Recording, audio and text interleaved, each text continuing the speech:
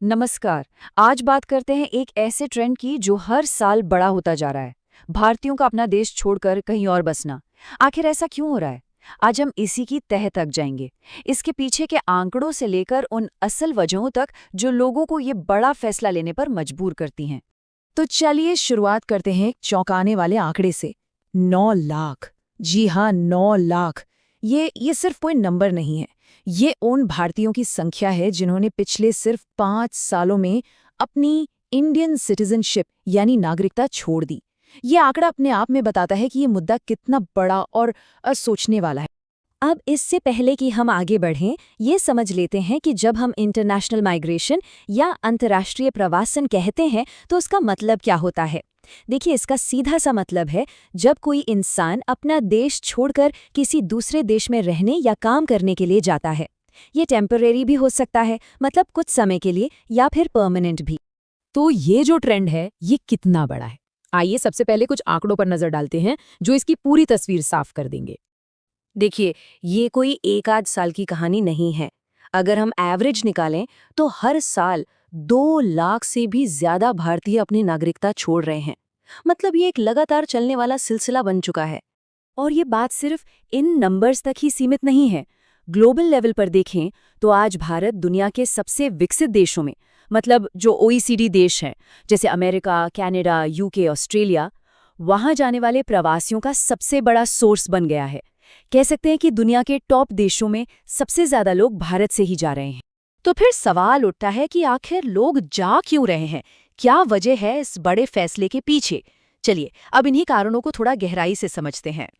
अगर हम देखें तो मोटे तौर पर 4 बड़ी वजहें सामने आती हैं।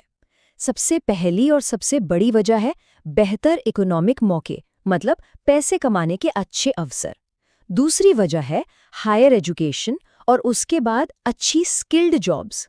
तीसरी वजह है एक बेहतर क्वालिटी ऑफ लाइफ। और चौथी वजह खास तौर पर उन लोगों के लिए है जिनके पास पैसा है, मतलब बेहतर इन्वेस्टमेंट और सिक्योरिटी के ऑप्शंस। लेकिन जैसा हमने कहा, ये कहानी सिर्फ पैसे की नहीं है। बहुत से लोगों के लिए एक सुकून भरी जिंदगी, मतलब कम स्ट्रेस, लाइफ का थोड़ा स्लो पेस और एक बेहतर लाइफस्टाइल भी विदेश जाने की एक बहुत बड़ी वजह बन जाती है। ठीक है, वजहें तो समझ आ गईं, पर अब सवाल ये है कि लोग जा कहाँ रहे हैं, कौन से देश उनकी पहली पसंद है और वहां जाने के रास्ते क्या हैं। चलिए अब इस पर बात करते हैं। देखिए, हर देश की अपनी एक खासियत है जो भारतीयों को खींचती है। जैसे कनाडा, वो अपनी आसान परमानेंट रेजिडेंसी यानी पीआर पॉलिसी और एजुकेशन के लिए बहुत पॉपुलर है। वहीं यूके और ऑस्ट्रेलिया स्किल्ड वीजा पर फोकस करते हैं, खासकर सर्विस सेक्टर में। अमेरिका का तो सबको पता ही है, H1B वीजा, जो वहाँ काम करने के लिए होता है। और जो गल्फ कंट्रीज हैं, वो तो सालों से नौकरियों के लिए एक बड़ा हब रही हैं। लेकिन ये तो हुए लीगल यानी कानूनी रास्ते। एक और रास्ता भी है जो बहुत खतरनाक और जोखिम भरा है। हर कोई इन इलीगल तरीकों से नहीं जा पाता, और यहीं से शुरू होती है अवैध प्रवासन की कहानी, जो एक बहुत ही गंभीर सच्चाई है। और इसके अंजाम अक्सर बहुत बुरे होते हैं।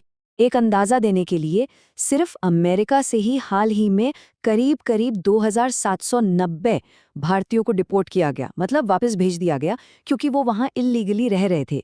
तो समझा जा सकता है कि इस रास्ते पर चलना कितना रिस्की है। अब बात करते हैं इसके असर की। इतने सारे लोगों का देश से बाहर जाने का आखिर भारत पर क्या असर पड़ रहा है? देखिए, हर सिक्के के 2 पहलू होते हैं, तो इसके भी कुछ पॉजिटिव और कुछ नेगेटिव असर हैं। अगर पॉजिटिव साइड देखें तो विदेश में बसे भारतीय जो पैसा अपने घर भारत भेजते हैं, जिसे रेमिटेंस कहते हैं, वो हमारी इकोनॉमी के लिए एक बहुत बड़ा सपोर्ट है। लेकिन इसका एक दूसरा पहलू भी है जिसे हम ब्रेन ड्रेन कहते हैं। इसका मतलब है कि हमारे देश के सबसे टैलेंटेड लोग, हमारे बेस्ट डॉक्टर्स, इंजीनियर्स, साइंटिस्ट्स, वो देश छोड़कर चले जाते हैं और उनकी काबिलियत का फायदा देश को नहीं मिल पाता। और ये रेमिटेंस कोई छोटी मोटी रकम नहीं है। आपको जानकर शायद हैरानी हो कि भारत पूरी दुनिया में रेमिटेंस पाने वाला नंबर 1 देश है। ये एक बहुत बड़ी आर्थिक ताकत है जो हमें प्रवासी भारतीयों से मिलती है। चलिए अब इस पूरी चर्चा के आखिर में सबसे बड़े और शायद सबसे मुश्किल सवाल पर आते हैं।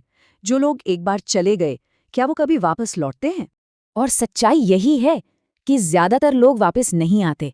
एक बार जब उन्हें वहाँ की बेहतर लाइफस्टाइल, वहाँ की सुविधाएं और सिक्योरिटी की आदत हो जाती है, तो फिर वापस आने का फैसला लेना बहुत मुश्किल हो जाता है।